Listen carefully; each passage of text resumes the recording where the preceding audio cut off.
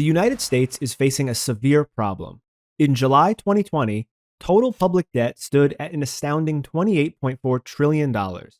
Today, the public debt level is nearly $35 trillion, rising approximately 23% in only 4 years. If the United States continues at this same pace, we will see public debt levels reach nearly $43 trillion by July 2028. But this only tells one half of the entire story, what the government owes. We also have the private sector, or what citizens and companies owe. So in this video, we'll not only break apart the debt situation in the public sector, but we'll also analyze the private sector's debt burden. And if you happen to make it to the end of this video, I'll share my unfiltered thoughts on the future trajectory of the US debt crisis from the perspective of an economist. From 1955 through 1980, total debt averaged 150% of GDP, but that has more than doubled over the last 40 years. For all sectors of the economy, we're going to look at debt levels today, the debt levels in 2007 before the last major debt crisis, and the average debt level from 2012 to 2019 to get an idea of if the economy or a particular sector is at major risk. If we look at the first line in this chart, we can see that the federal government debt is 106% of GDP today. It averaged 82% from 2012 through 2019, and it averaged 41% in 2007.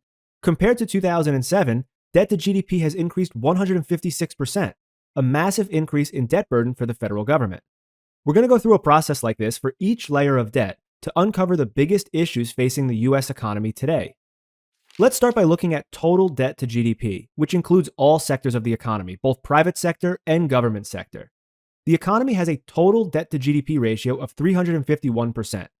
This compares to an average of 344% from 2012 to 2019 and 351% in 2007. So the economy as a whole has not deleveraged at all from the 2007 crisis and the years that followed. There's a massive buildup of debt that's crushing the average American, leading to weaker economic prospects as there was no net reduction in debt. If we go one layer deeper and we analyze private sector debt and government debt, we can see some changes. The private sector, which includes the business sector, household sector, and financial sector, has a total debt to GDP level of 233%, compared to an average of 245% from 2012 to 2019 and 290% in 2007. So the private sector has reduced its debt burden. But on the flip side, the government sector sits at 117% debt to GDP today, an increase compared to 99% from 2012 to 2019 and 61% in 2007. So there was no net reduction in debt burden across the entire economy. We simply shifted debt from the private sector balance sheet to the government balance sheet, keeping aggregate debt levels almost exactly the same. Let's dig one layer deeper, starting with the public debt, which is comprised of federal government and state and local government. We know that the total government sector has massively increased debt over the last several years, up to a total of 117% of GDP as of the start of 2024. Almost all of this debt is being driven by the federal government, which has a debt burden of 106% to start 2024, compared to an average of just 41% in 2007. The state and local government debt burden has actually decreased quite dramatically, falling to just 12%. Now, this doesn't mean state and local governments are being more fiscally responsible, but rather we're just rolling up debt to the federal sector by the government providing support to state and local governments. We're concentrating more and more debt or more and more spending at the federal level. In 2007, roughly 65% of government debt was federal debt. Today, almost 90% of government debt is federal debt. So not only are we shifting debt from the private sector to the public sector, we are rolling all the debt upwards to the federal government balance sheet. So as we keep referencing this debt map, we can mark where the debt buildup is occurring. We haven't reduced total debt at all since 2007, but we've shifted debt to the public sector and more specifically to the federal government. Let's now move to the private sector and look at the three major categories: the business sector, the financial sector, and the household sector. The aggregate private sector is in better shape than in 2007, but there are absolutely troubled pockets. The business sector, which includes corporate and non-corporate business, currently holds a debt level equal to 75% of GDP, more than the 73% averaged from 2012 to 2019 and the 69% averaged in 2007. So overall, the business sector remains highly leveraged. The financial sector, which was one of the major sources of trouble in the 2007 crisis, with an average debt level equal to 112% of GDP, compares to only 70% today. So the financial sector deleveraged in a big way. The household sector also deleveraged, with a debt level of 71% today compared to almost 100% of GDP in 2007. So the whole private sector deleveraged, while the public sector massively increased leverage. Within the private sector, the financial sector and household sector reduced debt, while the business sector maintains a very highly leveraged position. Let's now move one layer deeper and look within the business sector and household sector. The business sector is made up of corporate and non-corporate business. There's no material difference between the corporate and non-corporate sectors. Both have maintained a highly leveraged position. The corporate sector has a debt level of 49% of GDP today compared to 44% in 2007. The non-corporate business sector has a debt level of 27% of GDP today compared to 25% in 2007. So within the business sector, which is holding one of the highest debt burdens of all time, both the corporate and non-corporate sector are contributing to the lack of deleveraging. Household debt is made up of two major categories: mortgage debt and consumer debt.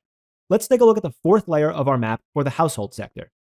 Mortgage debt has been dramatically reduced in the household sector, falling from 72% of GDP in 2007 to 52% in the 2012 to 2019 period to just 46% today.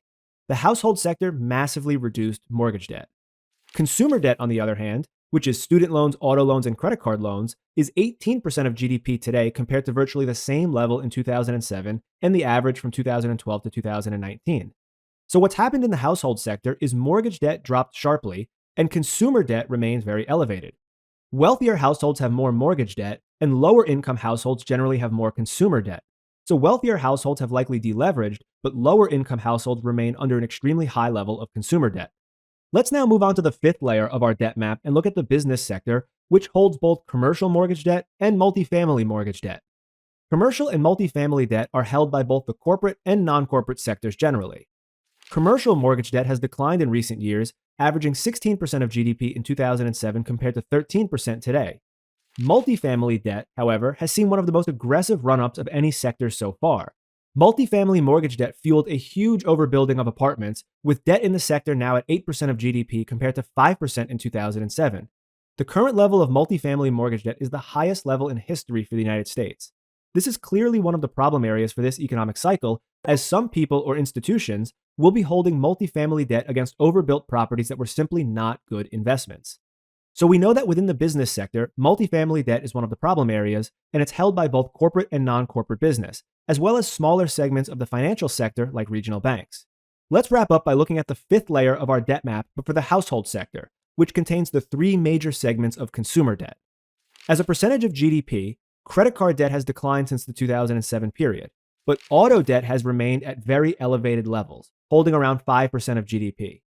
Student debt has exploded over the last 20 years, but it declined after the pandemic, now at 6% of GDP. So when we visualize the entire US debt map and we break it into 5 layers, we can identify the problem areas and the likely source of public and private sector stress. The total US debt situation remains just as unmanageable as the 2007 or pre-pandemic period. The private sector as a whole is in much better shape than it has been over the last 20 years on average, but the public sector is in far worse shape, with an increasing share of that debt burden, which up to 90%, has been shifted to the federal government. Within the private sector, there are some pockets of increased debt burden. The corporate and non-corporate sector have a high level of multifamily apartment mortgage debt. There was a huge overbuilding in multifamily apartments over the last 10 to 15 years, and it's clear that some of this multifamily mortgage debt is bad debt and will cause losses. There is always bad debt when leverage increases rapidly.